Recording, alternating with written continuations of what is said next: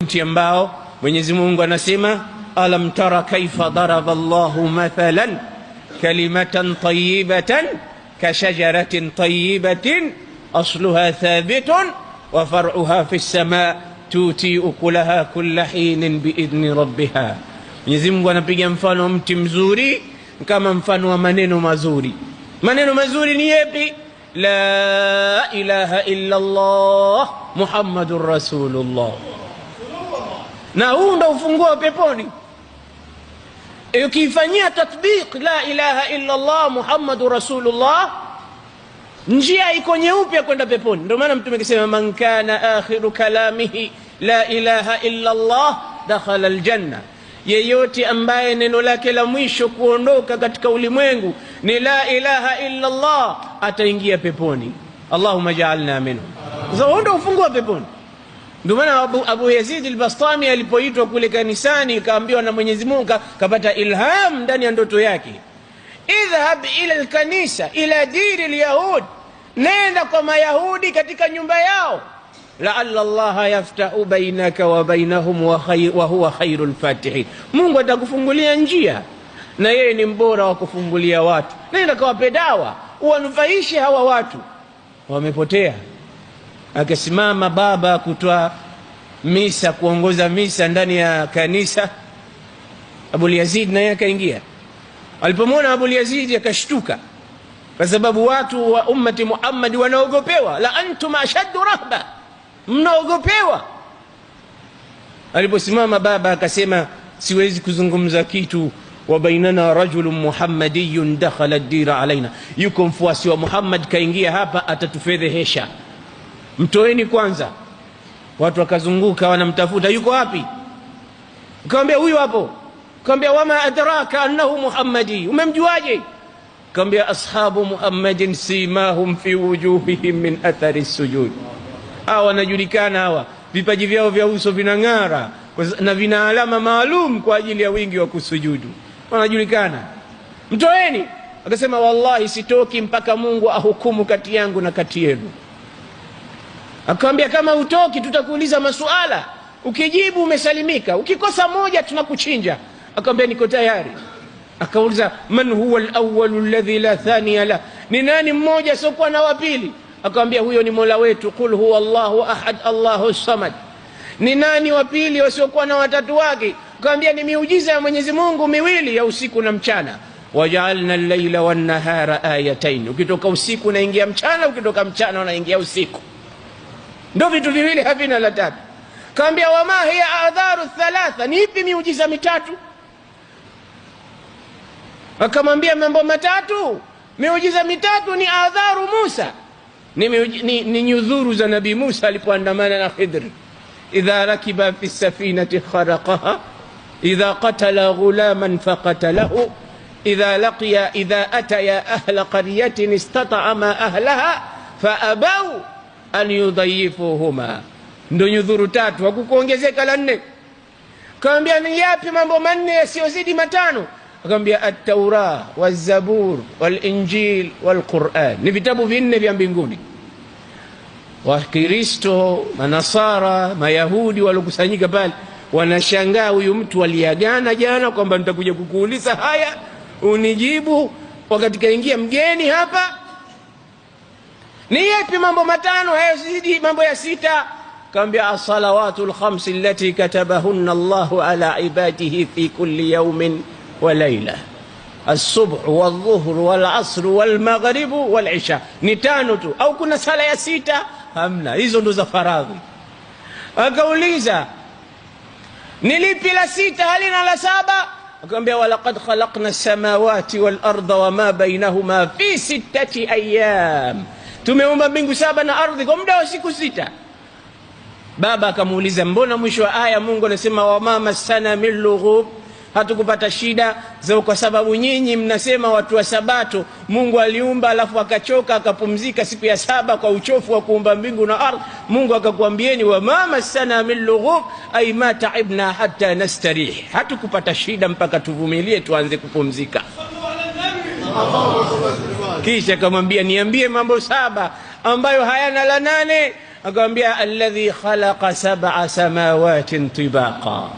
Akamwambia niambie mambo manane ambayo hayana la tisa. Akamwambia wa yahmilu arsha rabbika fawqahum yawma idhin thamaniya. Akamwambia niambie mambo tisa ambayo hayana la. Akamwambia miujiza ya Musa 9, as-sinina wal falaq wal yad, ile miujiza yote 9 ayati, miujiza 9 ambayo Mungu amempelekea Nabii Musa, ambao wale walipokuwa hawakuamini, fa arsalna ilayhim at-tufana wal jarada wal qummala wad dafadi'a wad dam. Hii mitano na ile mengine ya Musa mitatu ikawa yote 9, kwa sababu mitano na minne, mkono, bakora, kupasuka na mambo mengine ambayo yametimiza. Akamwambia mambo 10 yanayohitaji ziada. Akamwambia man jaa bil hasanati falahu ashru amthaliha. Kila anachouliza likulli sualin jawab, tena sur'atul ijaba kaannahu ala maw'idin ma'a. Sur'atul ijaba, haraka hapo kwa hapo. Maana inawezekana mtu akawa na sur'atul ijaba lakini sio sahihi. Wanasema siku moja jua aliambiwa nionyeshe yai lako. Jana imamu aliwaambia wote msikitini kila mmoja kesho aje na yai. Watu walipokuja alfajiri wamekuja na mayai, jua hakuambiwa. Alipouliza imamu kila mmoja kaleta yai lake, ndio wakanyanyua mayai yao. Jua hala kwako liko wapi? Akajipiga mbavu akasema kokoiko mi jogoo sijai mayai. Suratul ijaba, lakini sio sahihi. Wote wamekuja na mayai ni makoo, mimi jogoo anatoa yai. Ni suratul ijaba, ni haraka kujibu kwake, lakini sio sahihi. Abu Yazid al-Bastami alikuwa na suratul ijaba, lakini diqqatul fatwa na ijaba ilikuwa sahiha. Ma hiya shajara, niambie kuna mti almukawana, mti wenyewe una 12 ghusnan, matawi 12, fi kulli ghusnin 30 waraqa, katika kila tawi kuna majani 30. Fi kulli ghusnin 30 waraqa, kila tawi majani 30. Fi kulli waraqa 5 thamarat, katika kila tawi kuna matunda 5. 3 fi dhill, matunda 5 yako kwenye kivuli. Wa 2 fi shams, na 2 yako juani. Niambie ni mti gani? Akasema mti ni mwaka, matawi 12 ni miezi 12. Katika kila tawi kuna majani 5, katika kila siku, katika kila mwezi, katika kila siku kuna sala 5. 3 fi dhill, sala 3 ziko katika kivuli, maanake ziko gizani, alfajiri na magharibi na isha. Wa 2 fi shams, na 2 yako katika jua, maanake sala 2 zinaswaliwa juani kweupe, ya dhuhuri na alasiri. Akamwambia sasa nitakupigia mafumbo. Akamwambia lete. Akamwambia ma huwa alqabru alladhi sara bi sahibi, ni kaburi gani iliyozunguka na mti wake ndani umezikwa? Akamwambia hutu Yunus faltaqamahu alhutu wa huwa mulim, ni chewa alozunguka na Saidina Yusuf ndani ya tumbo lake. Akamwambia ni watu gani walisema ukweli na watakwenda motoni? Akamwambia ni nyinyi Mayahudi na Manasara. Ukweli gani? So waqalat alyahudu laysat an-nasara ala shay wa qalat an-nasara laysat alyahudu ala shay. Wanasara wanaambia Mayahudi hamna la sawa, na Mayahudi wakamwambia na nyinyi Manasara hamna la sawa. Wote wamesema kweli, lakini wapi mahala pao? Motoni, kwa sababu wanasema Mungu ana mtoto, Mungu ana mke, Mungu ana nani. Wamemkufuru Mwenyezi Mungu Subhanahu wa Ta'ala, shirk. Ni wapi walosema uongo wataingia peponi? Akamwambia ndugu zake Yusuf walisema akalahu dhi'b, na hajaliwa na mbwa mwitu.